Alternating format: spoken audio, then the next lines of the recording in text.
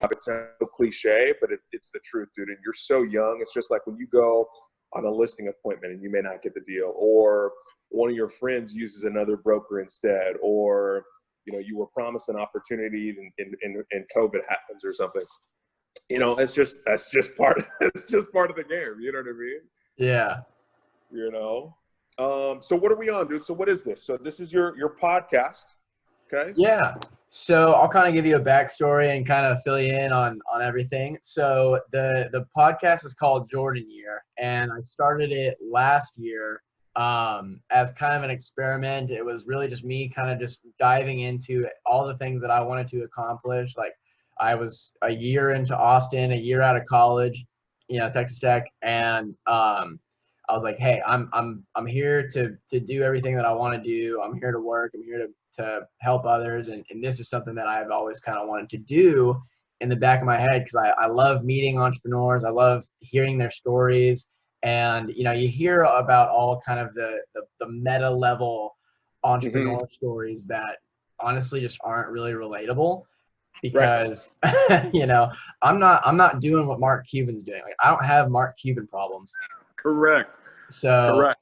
Yeah. And so the story, and I jumped into, Gage Dupkin and Braxton Manley are down here as well. So MAGA. Yeah. Between big guy. you three groups, you guys are unquestionably you guys got started the earliest. You guys started learning the earliest. You guys started taking risks the earliest, and you guys have all kept at it. Bro, I couldn't be more proud of you trio, man.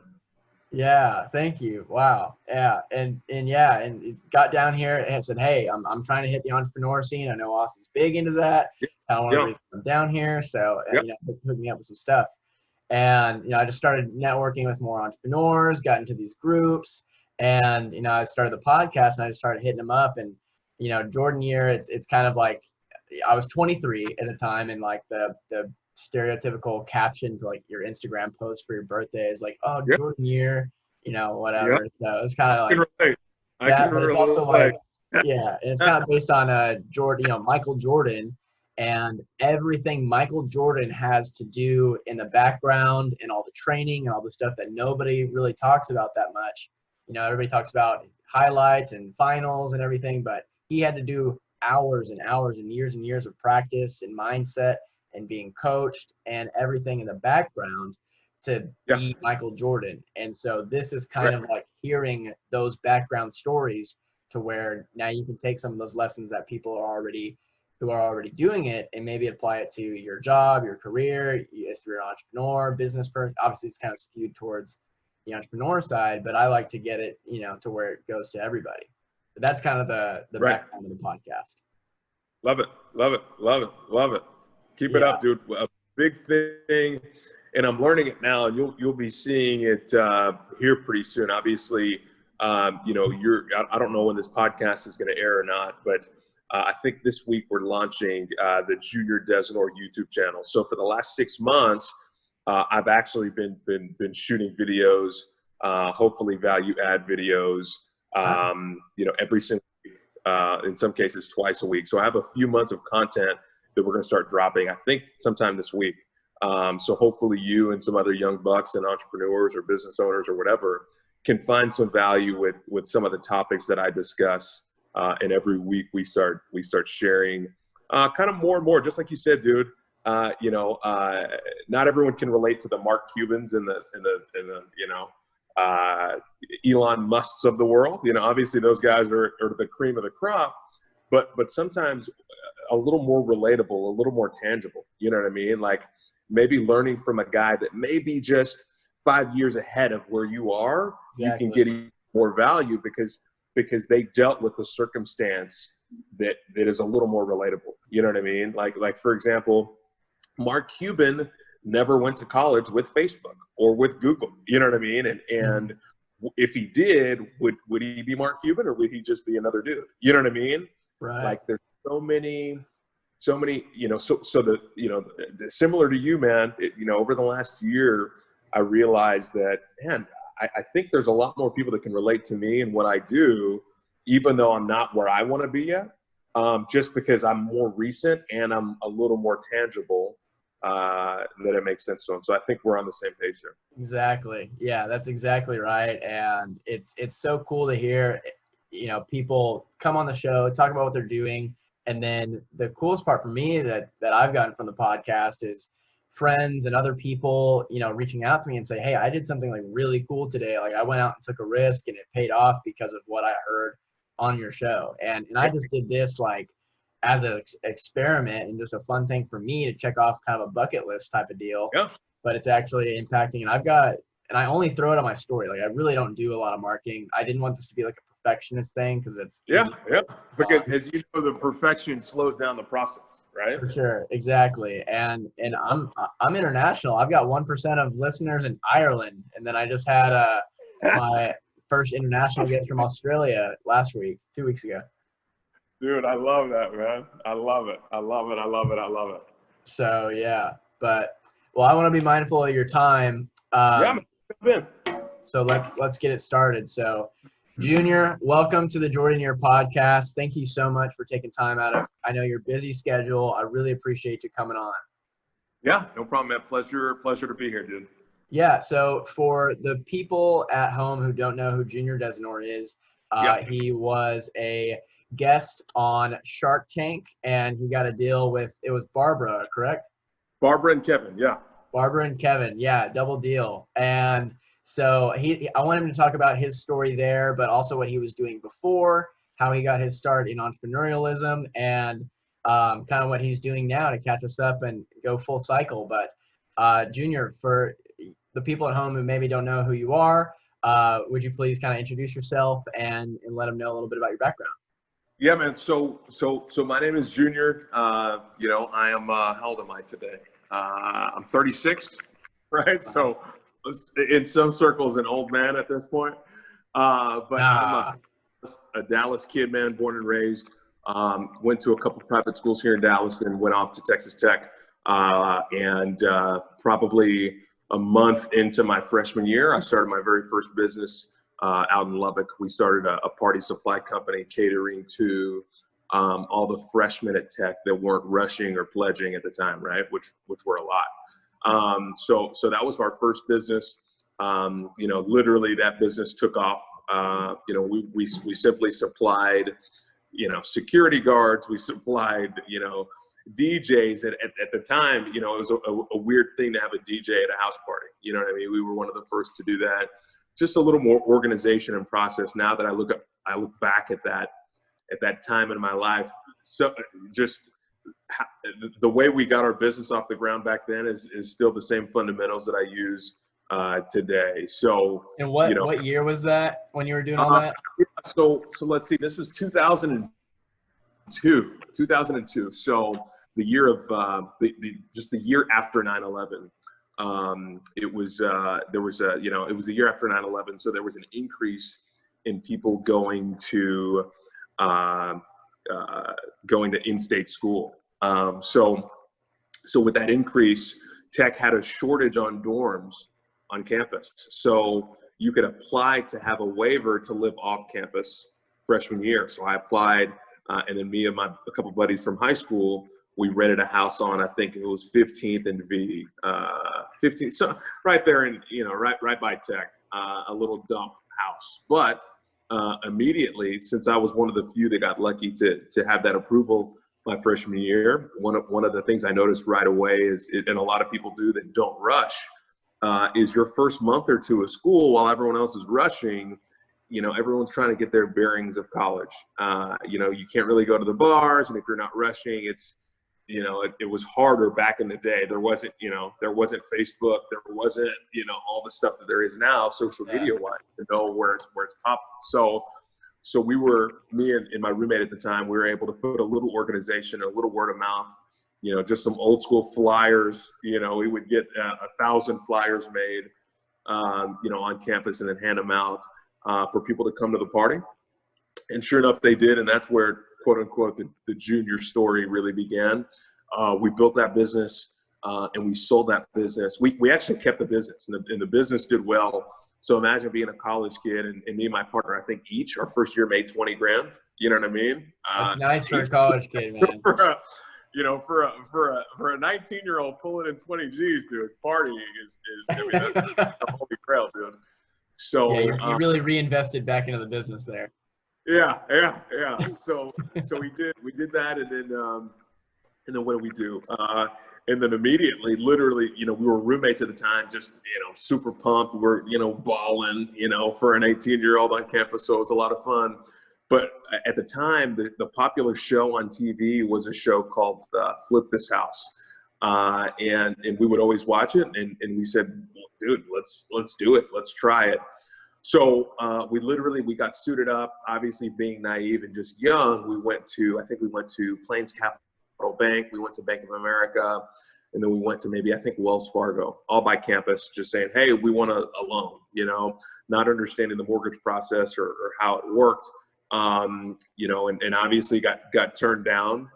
We learned a little bit, but my roommate's dad at the time saw how serious we were taking it. And he said, hey, I'll be your bank. So we were 19 years old. We had a little bit of cash. And we found a property on 91st and Indiana. And 91st and Indiana, I think we bought it it was on the market for 85 grand. We bought it for 75 grand. And he agreed to give us the 75 grand. And then we used, I think, 25 grand to renovate the house of our own money. So we were in it for 100 grand. I think we sold it for like 115, so we made, I think, another 7K each. And it sold crazy fast, like within, 30 to 60 days or so. So then that's when the wheels came off, dude. So not, we started flipping houses over and over and over again while we had our party supply business. My junior year, we sold the party supply business to just some other young dudes. I think they were freshmen or sophomores at the time. And then we focused on real estate. So we bought more and more houses all over Lubbock, some new, some old, some in, we sold to college kids, other homes we sold to just Lubbock families. And then what did we do? And then we moved to the depot. So we started buying some warehouses. So we bought a warehouse. I can't remember, who knows what the club is called now, but I think it was 13th and Avenue E. We bought a couple warehouses. We developed some warehouses and leased them out to a couple nightclub operators.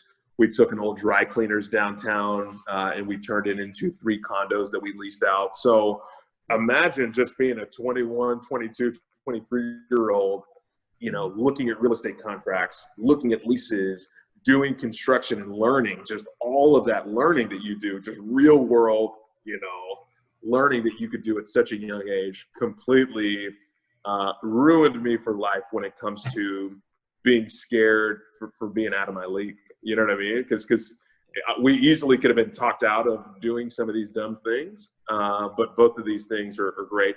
My partner, or my ex-partner that I started all those deals with was the best man at my wedding.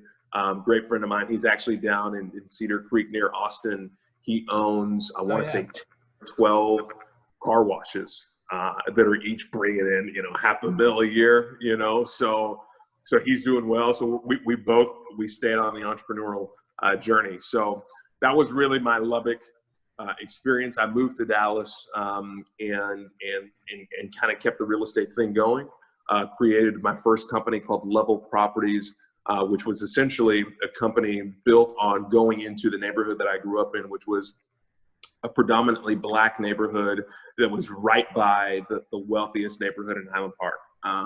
The story about that particular neighborhood is it was developed as the neighborhood for all the housekeepers and nannies of Highland Park. And my grandpa, that's where he built his house when he moved to Dallas. Wow. So it was for years and years. But there was a major gentrification kind of movement going. This is right before the bubble burst in 2007. So I moved to Dallas and I had all these contacts. Obviously, I see developers trying to get in this neighborhood. So since I knew all of the old people, because I was one of the kids riding my bikes up and down the street my whole life, I had an opportunity to go to them and with my newfound real estate experience, essentially found a way to get them to agree to have me represent them to these big developers. So I graduated tech, let's say I was 23 years old. And then by the time I was 25 years old, I was meeting with some of the biggest developers representing, I want to say at the time I had 80 properties under contract in the neighborhood. So imagine being 25 and you meet with these developers and say, hey, instead of going door to door trying to get all these properties, I could sell you 80 of them today, you know what I mean, at X price. So it was an incredible opportunity and a learning experience there, putting a business plan together, understanding how to pitch, different people from different demographics, from different backgrounds, and then pitching it to big developers and understanding what they want. Unfortunately, the bubble burst in the middle of that. But what happened was some of those families, even though I didn't sell the big, city blocks at a time, the people in the neighborhood that I convinced to sell their property still wanted to sell their property. So I turned that opportunity, even though I didn't have the one huge sale, I turned it into listings, right? So right off the bat, I started my real estate agent, quote unquote, career with, millions of dollars worth of listings, and that's what kind of helped me propel myself as one of the young top agents in town. I had my own group. I started off at Keller Williams. At that point in time, it only took 2 years to become a broker. So I paid my dues for a couple of years at Keller Williams, then started Level Properties, which is still my main real estate and construction arm today. I still have it. So Level Properties now, it started out as a property that assembled properties. Then it turned into a real estate group, then a real estate brokerage firm, then real estate consulting. And now I just use it for real estate investing, construction, and now starting in 2021, my goal is my last single family flip house is going to be in 2020. So this year, I think we're wrapping up our final 2 properties, but then all of next year and beyond is going to be multifamily apartment complexes is the goal for Level Properties. So Level Properties will turn into that. But going back to your original point of Shark Tank, obviously, when you're a real estate agent, and you may be able to relate to this, you're touring a lot of properties, you're opening up a lot of Supra lock boxes. I saw an opportunity for just a more efficient way to do things. So essentially, the same kind of mindset is, hey, let me invent a product. Obviously, I've never invented anything before. I'm not an engineer. I'm not a software developer. So I said, let me create a product and see if I can market it and sell it. It was really just a challenge to myself. And obviously, I used some of my monies that I made in real estate and flipping some homes to really self-fund this crazy idea to create a product. Created that product, designed it, sketched it, found a mechanical engineer to render my drawings, to get me some 3D prototypes printed. Then, I hired a mechanical engineer to put some gears and some pulleys in it. I hired an electrical engineer to put all the guts and the brains in it. And next thing you know, a year later, I'm getting real prototypes made, and I have an opportunity, obviously, to grow the company. So I applied for Shark Tank, was fortunate enough to get on Shark Tank and have a pretty good showing on Shark Tank, to where I spent about an hour and a half pitching to the Sharks, and I was fortunate enough to get a deal from Barbara and Kevin, but then also form a really good relationship with Mark Cuban as well, off camera. So incredible opportunity, obviously. And at that time, I think my year was a year that I think Shark Tank had its peak viewership, so there were a lot of people tuning into Shark Tank, and Shark Tank, there's so many great companies that go on Shark Tank, to be honest with you, that just get obliterated, you know what I mean? And unfortunately, sometimes Shark Tank can backfire for certain businesses. In my case, it was great. It was an opportunity for us to showcase the product, showcase ourselves, After Shark Tank, we got crazy interest from several venture capitalists and different funds, and we ended up raising a couple million, just not directly from Shark Tank, but because of Shark Tank, put us on a larger platform, and we're able to get products manufactured. We're selling on Amazon, selling at Walmart, in Home Depot online, and now we're licensing the technology to several other companies, so they can either use our product or use the brains of our product. I still own the 3 fully issued utility patents, which is super valuable in this space. So I think that paid off, and I think there's opportunity for income from that for years to come off of that crazy invention. That's let's awesome. see what. Let me know if I need to stop, dude. I've been rambling for 20 minutes. No, you're killing it. Keep going. So that's the lockbox invention and the whole Shark Tank situation. But then now I have a couple new focuses. Obviously, any young entrepreneur realizes that or reads about having multiple forms of income is always key. And I realized that early on. So part of the reason I started my real estate, obviously I wanted the real estate to be my anchor form of income for years to come. I wanted to get into technology. Now that's another form of income, but a lot of people don't know I invest in a lot of other businesses. I own, several other businesses. I'm in one now. So I own a few different companies. I own the largest balloon garland installation company in Texas and hopefully soon to be the nation. Anytime you see a grand opening or a big birthday party and you see those balloons in the yards in the shape of a number, or at a convention, at a dealership, at a football stadium, if you're in Dallas, 9 times out of 10, it's probably my company, Balloon Therapy, that's doing it. Really? Super random investment. Yeah, I didn't know that. Yeah, that is random, but it's really cool. A friend of a friend, introduced this young lady to me, who was making these beautiful balloon garlands in her living room, and I went to some fundraiser and I saw these balloon garlands and I said, golly, these are beautiful. Who's doing it? And then my friend was like, oh, it's that girl I wanted to introduce you to. So obviously I met now my partner.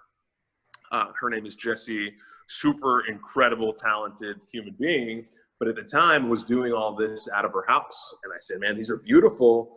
Let's talk business, man. I love what you got going. So sure enough, we had a meeting, and she was able to tell me about what she was doing, and I was able to see the margins in this industry. So I said, hey, let's partner up. So she was doing it out of her house. Obviously I wanted to come correct. So we partnered, we got office space, we got fleet vans, we got staff, we put some proper protocols and process and procedure in place. So in just a short year, we went from the new kid on the block to doing more in revenue than any other balloon business in Texas. And then I think 2021, we start franchising across the country. Our second location's opening up in LA. Then we have Miami. Then I think we're doing Sacramento, so on and so forth, man. There's a few different deals there, so then, that's another form of income. Obviously, I mentioned earlier, I have a construction business. I'm a licensed general contractor. When you flip so many houses, you end up having crews of your own, and when people see, one project, they hire you and your team to do other projects. So right now we're building a house on White Rock Lake through my construction business. But what I'm really excited about, to be honest with you, is investing. So we talked real estate, we talked technology, we talked events, we talked construction. My fifth form that I'm super excited about is investing in can you hear me? Yeah. Am I here? Okay, I got a call. Is investing in the cannabis industry. I'm here in Texas, so obviously I could see the cannabis movement, and it's still taboo in some people's eyes. You're in Austin, so probably not so much for people down in Austin. But in Texas, being a super conservative state, I saw what it was doing, not only from a revenue perspective, but just from an acceptance perspective.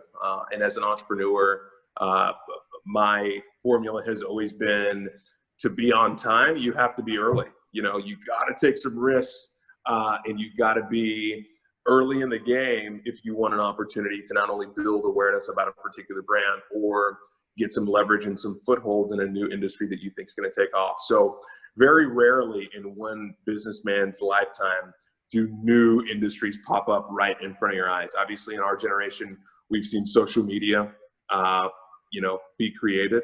But I think the other huge monster industry that's going to be creating a lot of wealth for generations to come is the cannabis industry. You know what I mean? Imagine the oil boom for our grandpas back in the day. You know what I mean? Some people probably thought that was going to be around for a year or two. You know what I mean? But it's made millions and millions for families.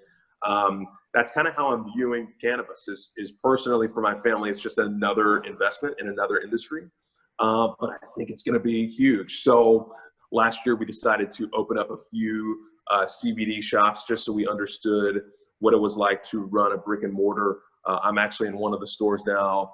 Obviously our take is super high end, really nice, beautifully done, kind of Sephora vibe for the cannabis industry. Obviously we just sell CBD at the shop now, but we have a shop in Oklahoma that will be selling, full cannabis products.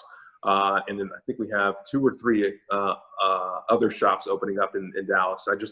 It's just another industry, another income stream, another opportunity. And then the last thing that I'm involved in, I think, is my personal business coaching. I've been doing this now for almost 20 years, believe it or not.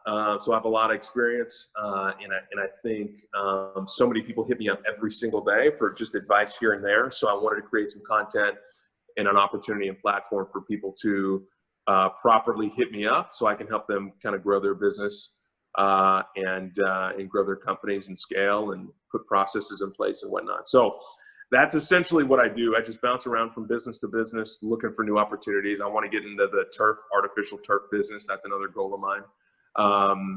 So we'll see, man. So Corey, man, that's it for me, man. That is amazing. Jeez. Wow. I did not know you were up to all of that. That's crazy. Yeah. Got a few things cooking. Congratulations on everything that you've done, that you've accomplished, and everything that you're working on and working towards, because all of that sounds amazing and is super inspirational for me. I don't know about you, but like when I hear stuff like that, like I get fired up because I'm Love it, bro. I'm not doing enough right now. So love it, dude. Love it. It's not always fun and games, dude. When you have employees and you have payroll and you have, you have landlords to deal with, and you have there's a lot of stress, and there's a lot of struggles and a lot of weight, but there's a handful of us that are built for it, dude. You know what I mean? I think you're one of them. I think maybe some of your listeners are too. Oh, well, I appreciate that, and they definitely are. But so how do you manage your time with all this stuff? Yeah, so I'm getting better. I'm getting a lot better. And I think time it's one of those things, and at some point you'll have a partner that you want to spend time with. You'll have kids that you want to spend time with, even your parents and grandparents. My 98-year-old grandma lives with me. You know what I mean? So it's always important for me to spend time with her, for as long as I got her. You know what I mean? That's part of the reason we moved her in with us, just so I could see her every day. So time is absolutely, undeniably the most important thing. So what I found is in my business journey, if I really want to get 7 true forms of income, you can't do everything in every business. So you've got to figure out, in my case, I had to figure out what I was good at. And what I realized is what I was good at is getting business started and executed, right? Now that I look at it, I feel like I can get a brand new business in any industry started and executed faster than any of my peers, only because I know the process, I know the people, I have the team, I know, how to attack essentially most businesses, regardless of if it's a B2B business or a direct to consumer business. I feel like I have a pretty good lay of the land. Another formula that helps me kind of manage my time is each business needs a particular lead. You know what I mean? Each company has a particular lead. For my construction business, I have a general contractor that's my partner that manages the day to day. You know what I mean? All the big issues come to me, but the smaller issues he could manage. My balloon business, my partner manages that. My multifamily due diligence, I have a staffer that is doing all that due diligence for me. In the cannabis industry, I have partners and attorneys across the country that are doing a lot of the legwork, so I could just focus on what I'm good at. And I think as you start building your systems and processes, understanding that you need people, but if you can put essentially a head of each industry or a head of each company in place, or a partner in each place, it allows you to do your thing, while not letting anybody down. Does that make any sense? That seems to help me quite a bit.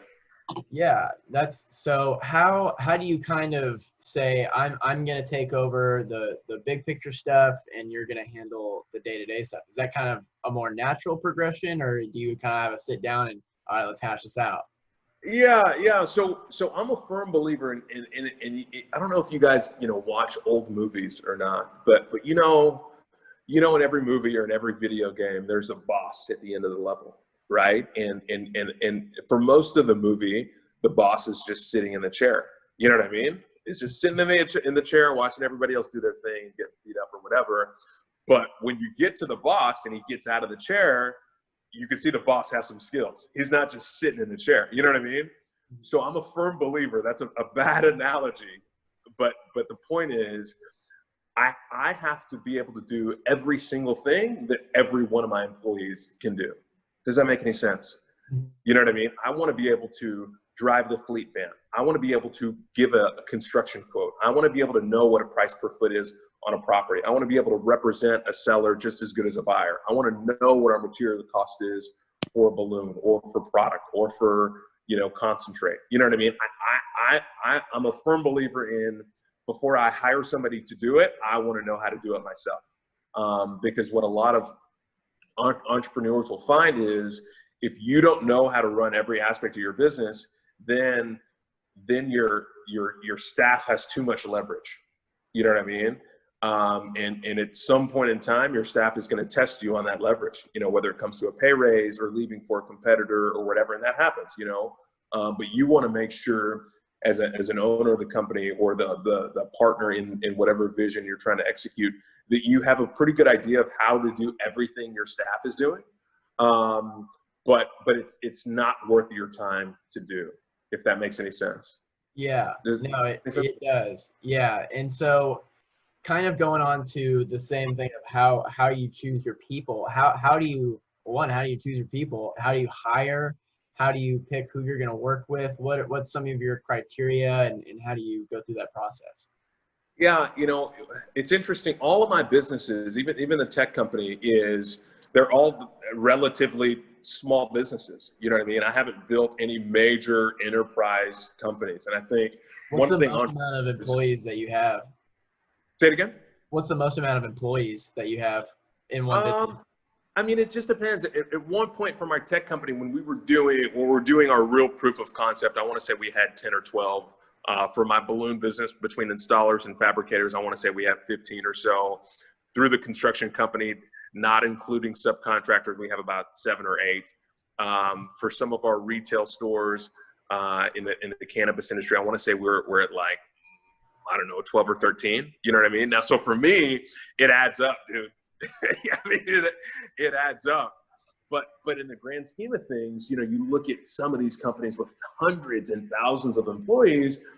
For me, that's just, I'm sure maybe one day when I have some gray hair or whatever is left of it, you know what I mean?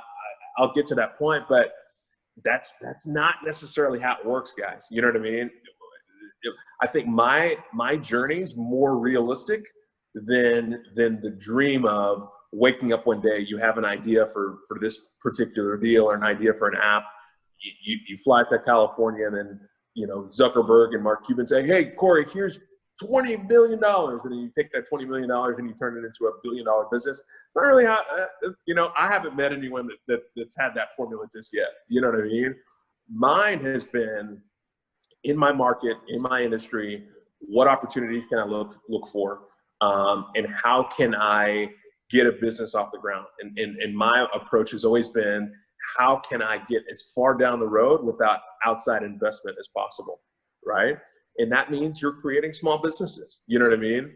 And at some point, if your small businesses can create enough value, that's all you need to have a nice life for you and your family, you know what I mean? It really is. And if you really are in the right industry and you have the right systems and process in place, there'll be a big company that either wants to gobble you up or partner with you or merge with you or whatever. And then it could be an opportunity for you to exit or do whatever you want to do. But going back to your original question of how do you find these people? How do you hire? It's kind of a combination, dude. You know, I love giving young bucks opportunities. You know what I mean? I love giving young guys that aren't afraid of real work. You know, too many times you see young people kind of just expect a lot. I like guys that want to get their hands dirty and don't mind getting punched in the face, so to speak, a little bit, especially when you're young, because that's what it takes to learn, you know. But then every once in a while, you'll have a business or a sector where experience, you don't have time to teach, and you don't have time to, you know, kind of baby a new young buck, right?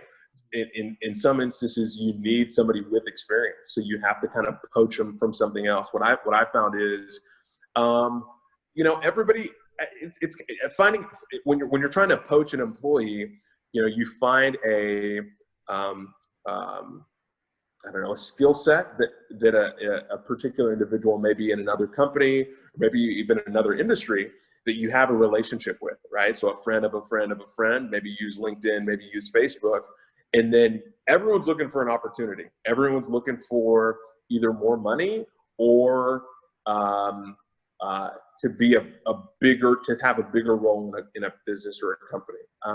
So it's finding those people, and you got to sell them on your vision.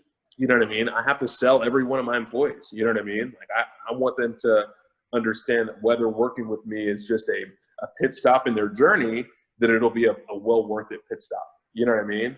If it's something long-term, that they're going to have an opportunity to have more say, more opinion, and obviously more growth with working with me as opposed to not. But all over, dude, from Craigslist to hiring a headhunter, I've hired good and bad employees from both. You know what I mean? I think, you know, Craigslist gets a bad rap. I have some employees that I hired off Craigslist, you know, a decade ago that are still working with me today. You know what I mean?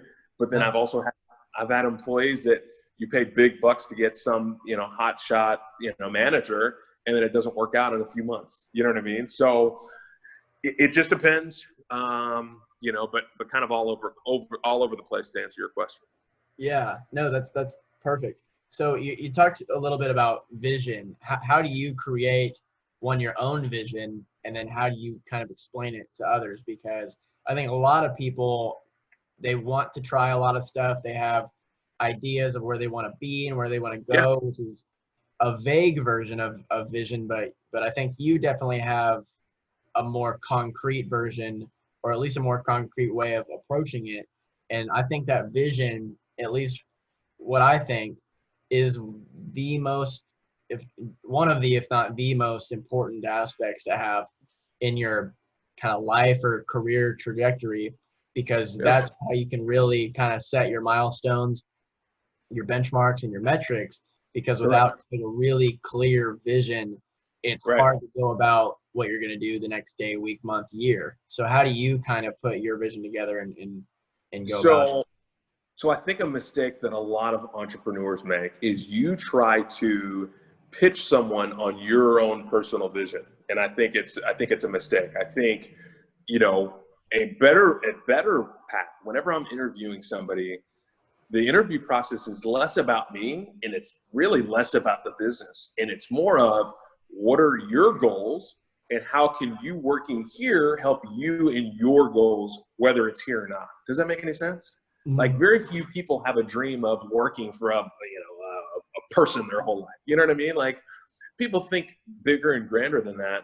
In my case, I want every single person that I sit across the desk from or right next to understand that, hey, you're a part of my vision, but how can I be a part of your vision? Does that make any sense? It sounds cliche and it sounds dumb, but every single person that I'm sitting with, I love dumb.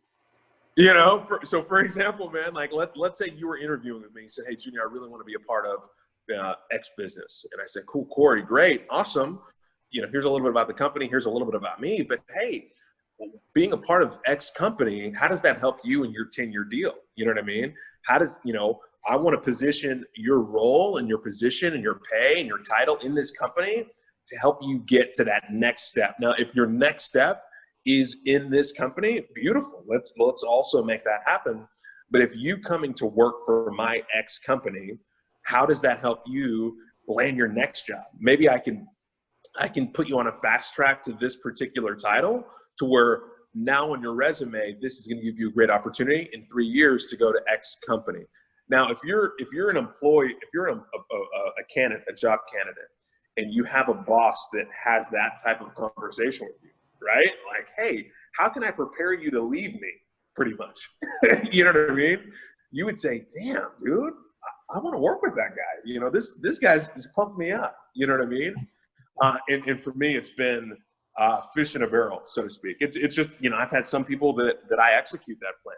Literally they're with me for days, months, even years, but then they move on to the next one. I have a great relationship. I have a great review. I have a great partnership. If they leave and I still need help on something, they're willing to help and lend a hand. So that's been my approach with essentially hiring everybody, is getting to the root of how can them working with me help them with their vision or plan. Gotcha. Perfect. Yeah. So we got about 10 minutes left. So I want to do two things. I want to ask kind of some more or less quick fire questions that are just really good templates for getting some answers for you or from you. And then I want to hear kind of the inner personal story of your Shark Tank experience and kind of the fun stuff. I know you have some really cool like behind the scenes stuff. So we'll save the best for last on that. But what has been the most rewarding thing for you that you've done in all your ventures so far? What's like what that stood out? Rewarding. Ooh. It's tough. To be honest with you, I think it's a culmination. It's a culmination of everything. Obviously, I don't know. And I think even this year, managing all these different businesses through a pandemic, you know what I mean? And trying to balance keeping the businesses going, keeping people paid, even when there's no business in some cases, you know what I mean? It's been rewarding to hopefully make it through that, right? But then it's also rewarding having a business that I started right when I got to Dallas still be up and running for several years now, and so many relationships and people that have worked for me and agents, and that's super rewarding. The whole Shark Tank thing was super rewarding because I have no business being an inventor, like no business, but to take such a crazy idea that everybody has their own crazy idea and to execute it, to me, I'm proud of being able to prove that I executed such a crazy, outlandish idea that involved so many pieces is pretty rewarding. But I think just in general, just the confidence that I have now is probably my favorite thing, is that you're not going to win. There's a lot of L's on my end. There's a few wins, but I've just learned so much, you know what I mean? For my age, this is, I'm proud of making it this far. So yeah, that's awesome. So I want to dig into that, what you just said, kind of the L's and the failure stuff. If you give me, what is like a major, I guess, failure, or was there a time where you thought everything was going to be falling apart? And how did you deal with that? Yeah, I mean, there was major failures. I mean, dude, I mean, with my brokerage firm, I remember, I think it was like 2013, a few years before I invented the Torn lockbox. I couldn't pay rent. I had some commissions that were due, and I think the deals got either terminated or just extended past. And my landlord, I think, gave me a month or two.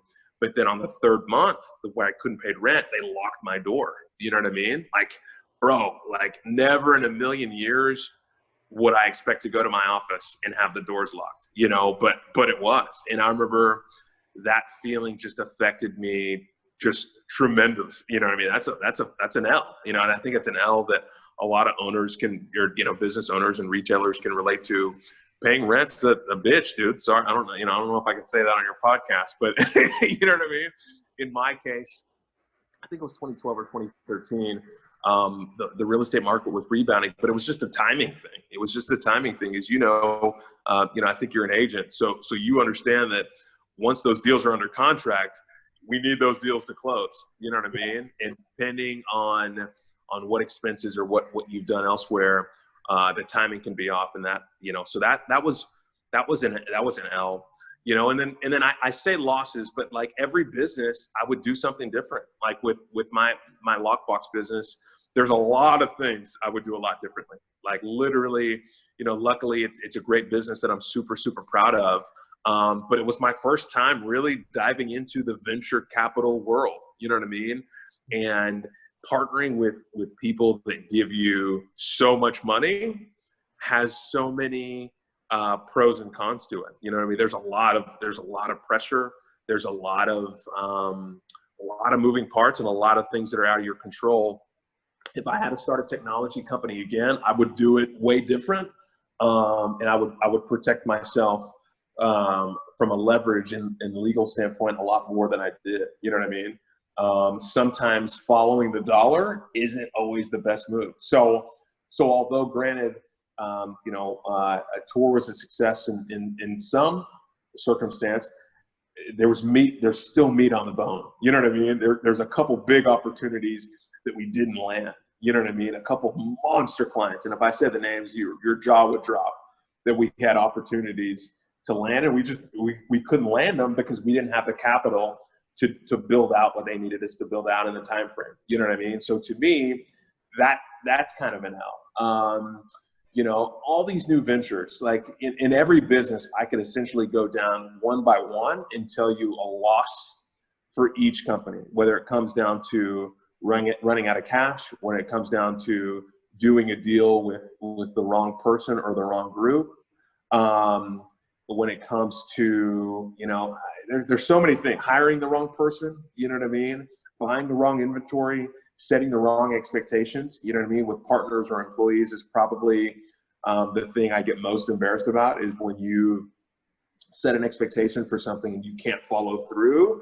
To me, that's an L, you know what I mean? And I look forward to sharing more of those L's.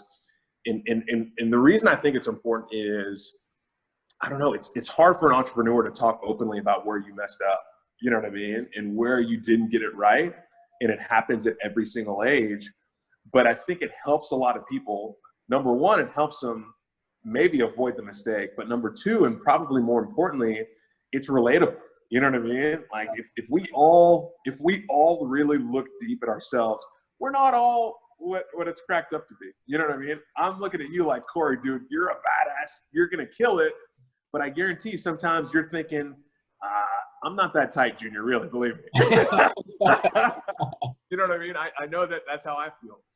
So sometimes talking about the tough moments, some of the tough times, really gets people to relate and understand and trust you, because they know that it's just not all perfect, and it's not all Instagram. Life isn't all, social media perfect. You know what I'm saying? Yeah, exactly.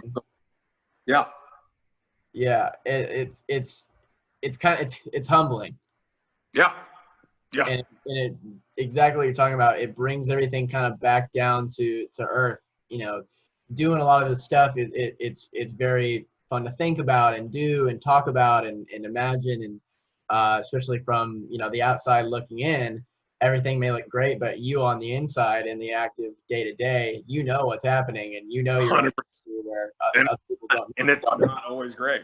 And it's not always great. One of the coolest things from diving into the venture capital world and kind of the founder world is you start building relationships. And actually some of my biggest competitors for those few years wound up being good friends of mine, you know, because you go from, you know, and the same thing with real estate and being with a competing realtor or brokerage firm. Like some of my best friends in real estate or other brokers that that started their brokerage firms.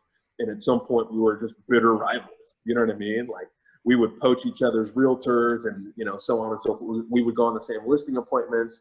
Are now some of my great friends. Same almost in every single industry. I know in the tech business, so many founders from so many different, states and countries even, you could just relate because you all go to the same pitch competitions. You're all pitching the same venture capitalists. You're all going after the same big monster clients that when one person takes an L, there's several other businesses that are taking an L as well.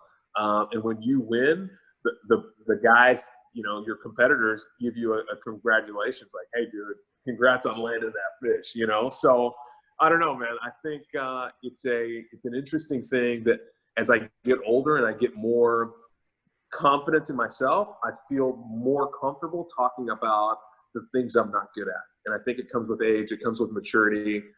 I'm not perfect. But when I was young, it was hard for me to talk about my losses publicly. You know what I mean? It was tough. So the sooner you can get to that point, the better, you know? Right. So what would you say is your greatest strength, greatest weakness, and how do you kind of complement the two? Yeah. Okay. My greatest strength is I have an almost an unmatched ability to respect people's opinions and listen to critical feedback, but also move the fuck on. You know what I mean? Like, not everything works out. I feel like I can get up and dust myself off faster and better than most people. And that's hard to do as an entrepreneur, because you have the entrepreneur that could do that, but essentially they're saying F you to everybody. Like, oh, your opinion doesn't matter, whatever, I don't care, I'm gonna do it anyway, you know what I mean? And you just go headstrong with your idea or your concept. But to do it while listening to feedback and other people's opinion, while moving forward, trying to execute your own vision and plan, I think that's probably one of my strengths. Probably a tangible strength is, and I alluded to it before, I feel like I could take a concept and turn it into a business faster than my counterparts. Does that make any sense? So if you and I, we sat in the room together and said, hey, we're going to start a carpet business, right? I think I could legit have a carpet business incorporated with staff, with vans, with suppliers, with materials, insurance, inventory, website, marketing in place within probably 30 days. You know what I mean? From idea to, hey, now we're ready to go serve clients. You know what I mean? Pretty quick. So I think that's a pretty decent strength. And then my last strength would probably be awareness, self-awareness. You have to, not everyone reacts the same way to sales tactics and approaches. You know what I mean? If you take 10 different people, it's going to take 10 different methods and ways to sell them on something. Does that make any sense? Yeah. Too many times, bad salesmen, you take one approach and you just use it every time. I think a salesman that is relatable has a different approach for every single person you're dealing with. You know what I mean? I think part of the reason Shark Tank is a good example of that is, a pitch to Kevin O'Leary is a whole different pitch than a pitch to Barbara. And it's different than a pitch to Mark. You know what I mean? They all have different personalities. They all like and dislike different things. So that was just a perfect display of how to look at somebody's personality, do some research on what they like or what they don't like, and then pitch to them individually, if that makes any sense. Right. Biggest weakness. I have a lot of those, dude. A lot. I'm a numbers guy. I'm a major numbers guy, but I'm a big number guy, not a little number guy. Does that make any sense? I struggle with the dollars and cents, not necessarily the overall budget. Does that make any sense? It's harder for me. It's harder for me to watch the little costs, like anything $100 or less that's on my bank statement or balance sheet. It's really hard for me to drive home and pay too much attention to. I'm more of I go straight to the bottom total kind of guy. But that's why I hire bookkeepers and accountants and stuff to do everything else. But I'd say that's one of my biggest weaknesses is I'm not a small number guy. You know what I mean? And that's not always great. What else am I not good at? I'm not good at being a tough leader or boss. Excuse me. I'm not good at being a tough leader or boss. One of my biggest weaknesses, I like being friends with my employees and people that I work with. You know what I mean? Like I want them to like me. You know what I mean? And in some instances, that's a bad move. You know what I mean? Sometimes you have to put your foot down and say, hey, I am the boss. You do what I tell you to do. It's just hard for me to manage like that. So I think there's been a couple opportunities where I either paid somebody too much because I like them, or I've been too nice without giving real strict, don't mess with me, I'm the boss. So that's a big weakness of mine. So yeah, that in addition to, a lot of other things. Ask my wife or some of my managers what my weakness is. They can tell you, I'm sure. Yeah, well, perfect. So I want to hear some of the fun behind the scenes stuff that people don't know what happens on the set or the casting or whatever. Because I've heard your story front to back for it, but I would love for you to kind of go over it or give us some of the behind the scenes. So the Shark Tank thing is it's the gift that keeps on giving. I'm thankful for, and I'm so surprised by how many people love it, watch it. I mean, I aired, almost 4 years ago now, believe it or not. And I mean, this weekend, walking down the street, hey, are you the guy from Shark Tank? I think it just so happens that my episode. You get recognized from it? Oh, bro, all the time. I mean, there's not a week because if there was a week that I went by without somebody asking me or saying something about Shark Tank, I'd be surprised. That's which awesome. is wild. But I think the reason is my episode kind of reruns a lot on CNBC, so it kind of keeps me in the news. But every business person or entrepreneur loves that show, and that's kind of the mecca for pitching and presentations. And can you handle it or not? So a little behind the scenes. What are some things that people don't know? Let's see. You actually get to see the sharks before you pitch. Whenever you get to the set and it's the day of shooting, you have to go inspect your set to make sure it's right before you actually walk out there. And that's when the sharks are doing, their hair and makeup and everything else. So when I went out there to inspect my set, the production company, nobody's shooting anything. Everybody's just getting stuff ready. They have this music going, right? And, the sharks are there getting their makeup done, and their Mark's on his cell phone. Everyone's texting and talking to assistants and, doing their hair and makeup. And music was playing. So I walk out there and I'm looking at my set and everything was good. And then the music was on and I was just vibing. I was getting into the zone, just like you are before a football game. So I just started kind of dancing a little bit, you know what I mean? To some music. And then Barbara gets up and starts dancing a little bit too, right? So in hindsight, that's kind of a little behind the scenes moment that I think set the tone for all the sharks saw me. They probably in their mind said, oh, this guy's cool. This guy's cool. This guy's relaxed. This guy's going to be fun. Because before I walked in there for game time, they saw me setting up my set, and I was just being really cool with the staff, like cracking jokes and like dancing and moving. And, Even though Barbara was farther away, we were doing a little air dance together. So that was a fun thing that kind of set the tone. That was fun. A lot of people don't understand there's several phases to getting on Shark Tank. There's about 5 different phases. Obviously, there's the audition. Then there's a video that you have to send in. Then there's a full legal review. Then there's a producer review, and then there's Shark Tank. I shot Shark Tank on a day with another group, and they never aired at all. So even when you shoot Shark Tank, it's still not a guarantee that you're going to air. They're going to air your episode, which is probably the worst thing, unless you bomb, unless you do terrible, then it's good. What's another thing about Shark Tank? It's so real, dude. It's so real. Like, people think that Shark Tank's like, oh, you're not, not every deal gets funded. I know after my deal, the terms changed so much, with the sharks, because after they do due diligence, as a proper shark should, they always try to get more equity and try to give less money. You know what I mean? So depending on your position of leverage, luckily I had all this hype from all these other venture capital companies that it gave me the leverage to make the decision that I felt was right. But the deals will get done. It's just they don't look like the deals that are necessarily agreed to on TV. So that's an interesting thing about Shark Tank. Yeah, I already mentioned there's multiple phases. I mentioned that it's super real. It's real money, real deals, real contracts.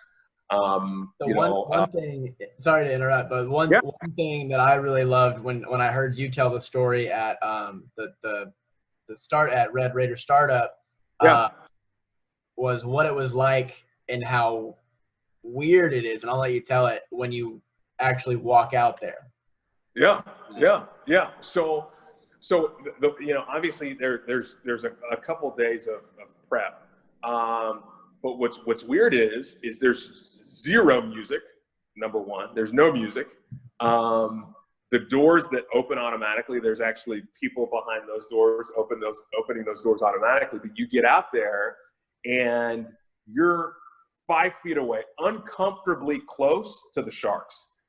I think what surprised me the most is when you're watching TV, it makes it seem like you're a pretty good distance away.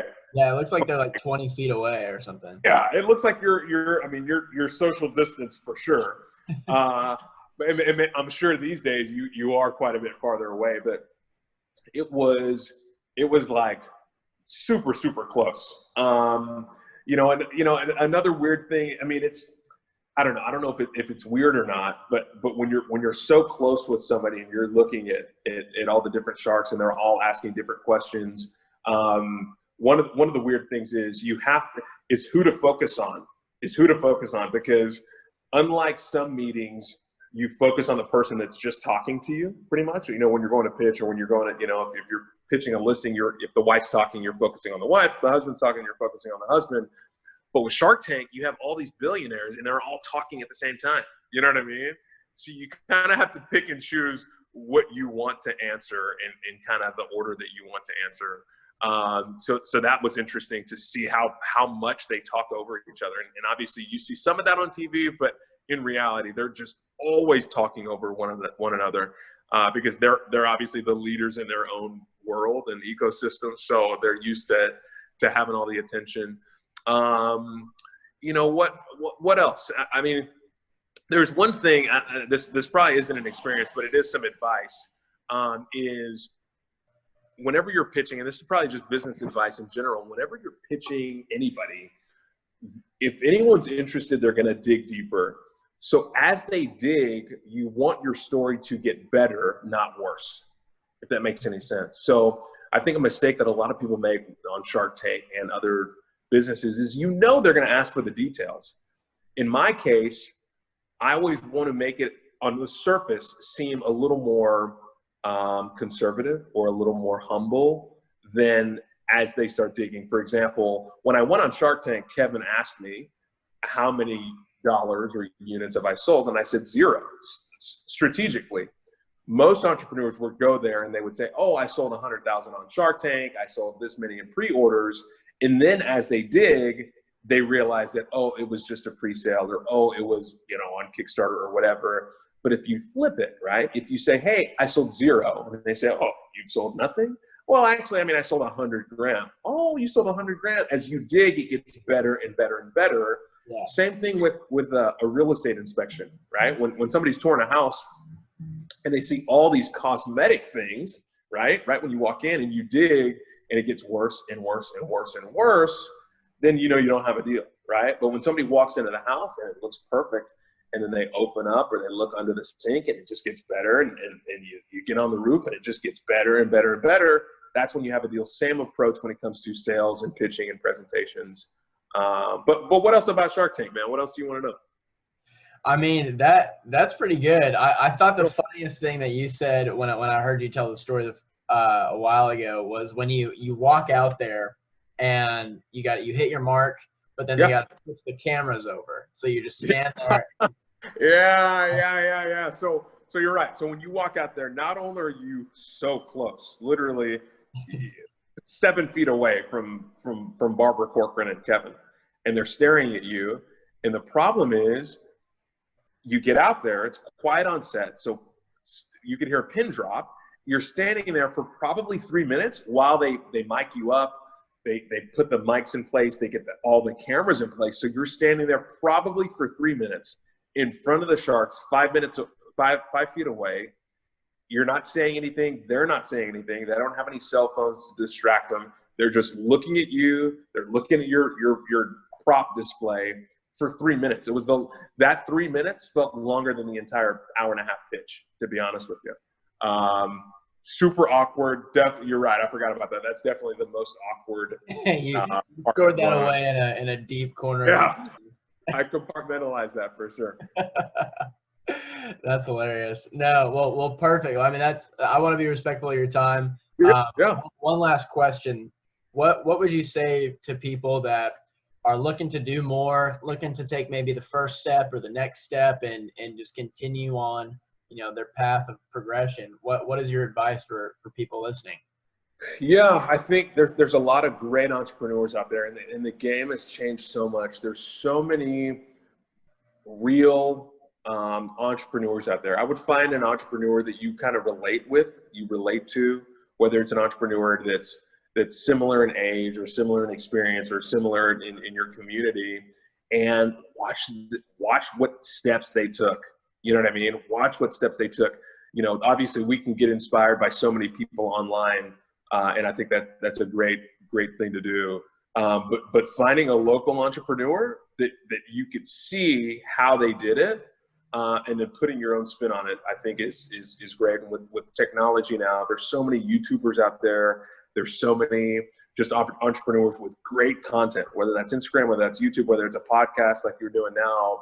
There's so many great nuggets that you can get for zero cost or for a couple $100. You know what I mean? Like if I had to start all over again, I would probably, and I had a $5,000 budget to start a business, I would spend $2,000 on courses, just from entrepreneurs and real estate investors and whatever.